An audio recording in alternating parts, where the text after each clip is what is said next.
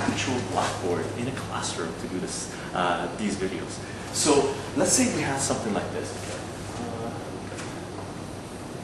Can you see that? I hope so. 5 over 3x is equal to. Let's say we have this equation, and they asked us to solve this equation. Okay. Before, this is a general rule, you should always try to do this. Okay.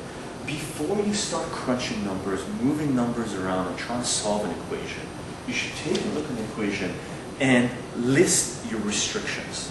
Okay. The reason you want to do this is because at a certain point, when you're crunching, when you're trying to solve this equation, you might start losing some of the solutions. Okay. So you have to keep note of your restrictions. As we stated in mathematics, our restriction, one of our restrictions that we're going to have is we cannot divide by 0 because the equation explodes, right? So what we do with this equation, whenever we get an equation, if there's a fraction involved, all we do, we grab the denominator, right? And we say we can't divide by 0. So what we do is we solve for this not equaling 0, and that will be our restriction. Okay. So what we do, we take the denominator and we say 3x cannot equal 0. Because if 3x is equal to 0, that means the denominator is equal to 0, and we're dividing by 0, and we cannot divide by 0. Okay. So if you divide, now you can solve this equation. You solve not equal to signs. Well, they're not inequalities. I forget what it's called. This is an equal sign. This is an equation, and this is a not equation.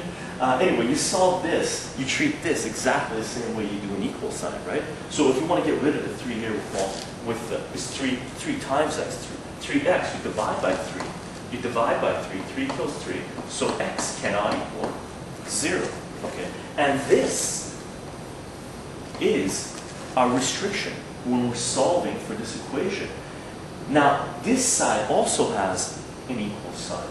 And if this side also has a fraction, so you also have to take a look at this side and say, what's the restriction here? Now, the restriction here is exactly the same as the restriction here, because if you go 6x cannot equal 0, you divide by 6, so x cannot equal 0. So you get the same restriction for this side of the equation.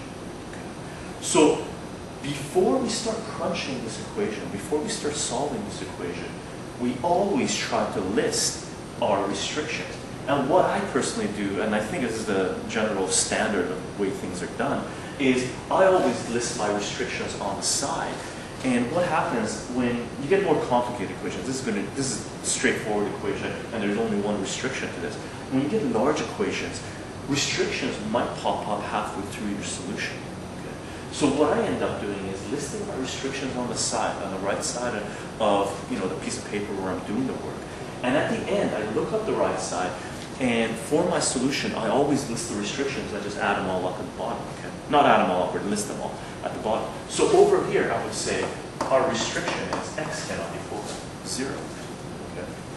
And then we would go ahead and start solving for it. Actual chalk. What do you call it? Paste. So what we have here is we're trying to solve this equation, right? So what we can do is cross-multiply this guy and this guy. Okay. Now here's a property of cross-multiplication that is super handy, but again, you have to be super careful using it because it sometimes removes your restrictions, or the restrictions are still there, but it removes it from your work, so you might forget to list your restriction. That's why you always list it at the beginning. When you're trying to do this, when you cross-multiply this thing up, purple is my one chart. Or sorry, not purple, pink. So what you're going to do is you're going to cross-multiply this up, right? With cross-multiplication, there's a very powerful property that comes up. But again, you have to be super careful using it, applying it, is when you're cross-multiplying, anything that's similar, that's cross-multiplying, is identical, they kill each other in the middle. Okay. Now there's two ways. I'm going to show you guys how to do this, why this is. But basically keep in mind that anything that comes up here, when they're cross-multiplying, whatever is similar can kill each other, okay?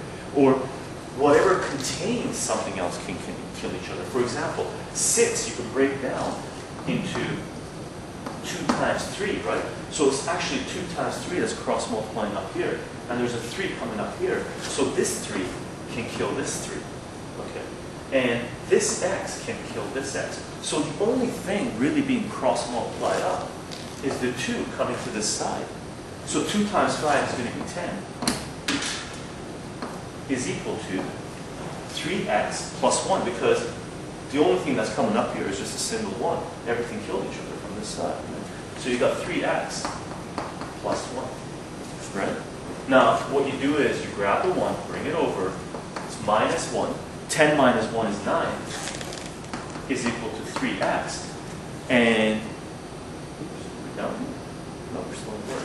So 3x is equal to 9. You divide by 3 from both sides, and your answer is going to be x is equal to 3. And that's your solution, right? Now, with this cross multiplication, when the x's killed each other, if the x's didn't eliminate each other, you would get a solution of x is equal to 0. And what you would have to do is look back at your restriction and eliminate that answer. So let's do this problem without crossing out the x's and see how the solution would look, okay? So what would happen, actually, let's, before we erase all this stuff, what would happen if they asked you to write the answer for this question? What you would do is, your solution would actually be x is equal to 3 and x cannot equal 0. And that's the complete solution for this. Okay. Now let's solve this equation again, but without crossing out the x's.